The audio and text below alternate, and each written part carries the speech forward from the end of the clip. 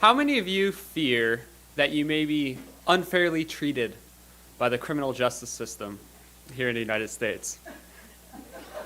Some of you may have been unfairly treated by police or courts in the past. Well, research shows that many Americans do not trust our justice system. The National Center for State Courts reported in 2020 that 30% of registered voters distrusted the state courts. Pew Research also polled in 2020 that only 26% of U.S. persons have a great deal of trust in police. Over the last few years, we've seen a number of incidents in the news that have caused or accentuated distrust in the criminal justice system.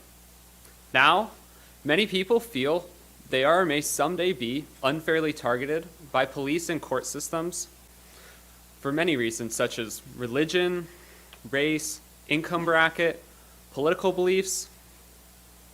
I think we know that our faith should not be placed in any government or bureaucratic system to fairly and justly protect us, but instead with God. We should have faith that God will someday provide that perfect justice system that so many are seeking. I just want to read off a couple scriptures that demonstrate God is a God of justice. You don't have to turn here. I'm just going to read them very quickly. Ecclesiastes 3, verse 17. God shall judge the righteous and the wicked. Isaiah 30, verse 18. For the Lord is a God of justice.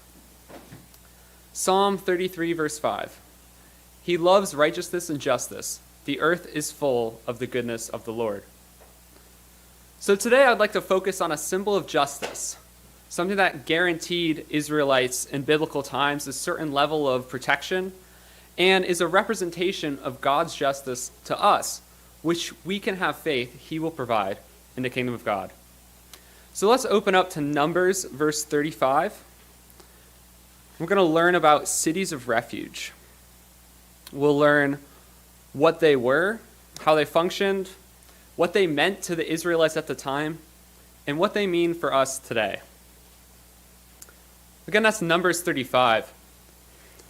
We'll read verses 11 through 15 to start.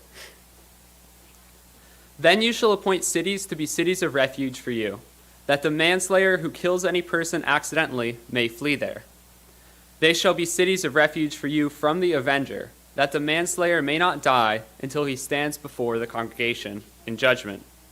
And of the cities which you give, you shall have 6 cities of refuge. You shall appoint 3 cities on this side of the Jordan, and 3 cities you shall appoint in the land of Canaan, which will be cities of refuge.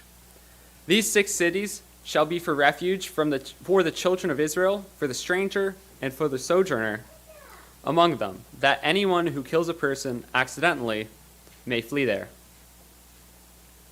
So let's unpack this. Throughout the land of Israel, there were 6 cities of refuge. Cities of refuge are for a manslayer to flee to. According to the law at the time, if someone murdered another person, the victim's family could legally avenge that person's death by killing the murderer. However, if the killing was accidental and was not murder, then there was a different punishment according to the law. This was the reason for these cities to exist, so that the manslayer or the individual who accidentally killed another person could escape the hand of the victim's family. So what happened once the manslayer got to the city of refuge? Well, verse 12 states that they will stand before the congregation in judgment. This indicates some sort of a trial. So then how does this trial go? How does the congregation judge the crime of the individual? Well, verses 16 through 23 describe several scenarios where murder and manslaughter are specifically differentiated. For sake of time, we won't list them all, but let's read a couple just to get an idea of the kind of scenarios here. Again, staying in verse 35, let's read verse 18. Staying in chapter 35, let's read verse 18. Or if he strikes him with a wooden hand weapon by which one could die, and he does die, he is a murderer. The murderer shall surely be put to death. Verse 22 alternatively describes a scenario of manslaughter. However, if he pushes him suddenly without enmity, or throws anything at him without lying in wait. Essentially, these scenarios are listed to help the congregation identify the intention of the killing and differentiating between intentional killing, murder, and accidental killing, manslaughter. These judgments were made based on witness testimonies. Verse 30. Whoever kills a person, the murderer shall be put to death on the testimony of witnesses, but one witness is not sufficient testimony against the person for the death penalty. So then we have this trial. What happens after the trial? What would be the result of someone who fled to a city of refuge? Well, the second half of verse 21 describes the punishment if the individual is found guilty of murder. It says, he is a murderer. The avenger of blood shall put the murderer to death when he meets him. If the individual is found to be a manslayer, verses 25 through 27 describe that punishment. So the congregation shall deliver the manslayer from the hand of the avenger of blood, and the congregation shall return him to the city of refuge where he had fled, and he shall remain there until the death of the high priest who is anointed with the holy oil. But if the manslayer at any time goes outside of the limits of the city of refuge where he fled, and the avenger of blood finds him outside the limits of his city, and the avenger of blood kills the manslayer, he shall not be guilty of blood. So the murderer is killed, and the manslayer is under a sort of house arrest inside the city of refuge until the death of the high priest.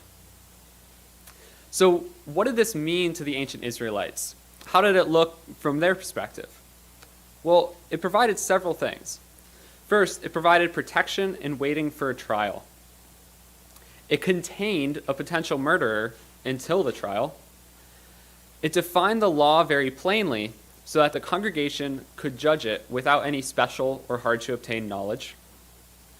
It defined a clear difference between killing accidentally and killing intentionally and showed Israel that why you do something can be almost as important, or not more important, than what you do. It guaranteed a fair trial with witnesses, which sets a very high bar for imposing the death penalty. It also guaranteed you couldn't buy your way around the law. This is expanded on in verses 31 through 32. Again, saying in Numbers 35. Moreover, you shall take no ransom for the life of a murderer who is guilty of death, but he shall surely be put to death. And you shall take no ransom for him who has fled to the city of refuge, that he may return to dwell in the land before the death of the high priest. So no amount of money could get you out of paying the penalty for your actions under this law. It displayed that life is valuable. Whether the killing was murder or manslaughter, there was still a punishment. This is specifically addressed in verses 33 to 34. So you shall not pollute the land where you are, for blood defiles the land, and no atonement can be made for the land, for the blood that is shed on it, except by the blood of him who shed it. Therefore, do not defile the land which you inhabit, in the midst of which I dwell. This law showed Israel firsthand that God is a God of justice, and he will protect the innocent and punish the guilty. So what do cities of refuge mean to us today? How can we connect an ancient law regarding cities we've likely never been to our own daily walk? Well, it parallels with many things in our current justice system. Leading up to a trial, accused individuals are kept in protective custody in order to A, prevent them from running away, and B, prevent them from being harmed before the trial. The accused will stand in front of a jury of his peers, and this congregation will decide, based on eyewitness accounts and other evidence, if the accused is guilty.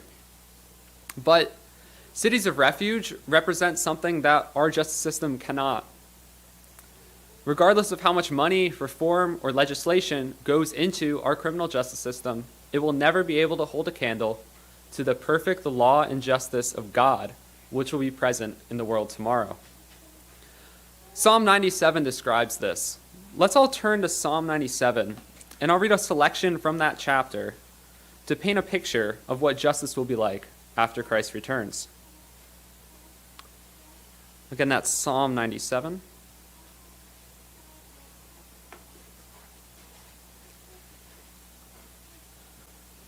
Clouds and darkness surround him. Righteousness and justice are the foundation of his throne. The heavens declare his righteousness, and all the people see his glory. Zion hears and is glad, and the daughters of Judah rejoice because of your judgments, O Lord. You who love the Lord hate evil. He preserves the souls of his saints. He delivers them out of the hand of the wicked. Rejoice in the Lord, you righteous, and give thanks at the remembrance of his holy name. The law regarding cities of refuge is a symbol and a guarantee of justice. It was to the people of Israel in ancient times, and it's a promise that when Christ returns, he will institute just law and order and deliver his saints from the hand of the wicked.